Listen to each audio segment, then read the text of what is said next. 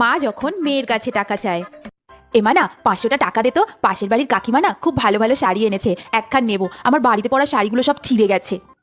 মাসের শেষ, এখন কোনো টাকা হবে না, তাছাড়া তোমাকে তো ইনকাম করতে হয় না, তুমি কি করে বুঝবে? করো তো বাসন মাজা আর কাপড় কাচা, টাকা কি গাছে ফলে? বুঝেছি, তুই চা খাবি? না, যাও এখন। বল। শোন না, আজ অফিসটা একটু ম্যানেজ করবি প্লিজ, আমি না যেতে পারবো না, মায়ের শরীরটা খুব খারাপ, সব কাজ আমাকেই করতে হচ্ছে। ওকে। অফিসের প্রেশার আর খামোখা মাকে কতগুলো কথা শোনালাম। সত্যিই তো, আমাকে জন্ম দেওয়া থেকে শুরু করে বড় করা, নিজের পায়ে দাঁড় করানো, এই সমস্তটাই তো মাই করেছে। আমার ছোট থেকে ছোট প্রয়োজন মুখে বলার আগেই মা বুঝে নিয়েছে। কত শরীর খারাপে রাত জেগেছে, নিজের সব কষ্ট সব চাওয়া বিসর্জন দিয়ে আমার কথা ভেবেছে, আর আমি মাকে এভাবে বললাম? মা ছাড়া তো সত্যিই আমার অস্তিত্ব নেই, তাই না? সরি মা, আমি তোমার জন্য 4টে শাড়ি এনে দেবো। আমি তো ভুলেই গেছিলাম, আমি তো তুমিই বলো।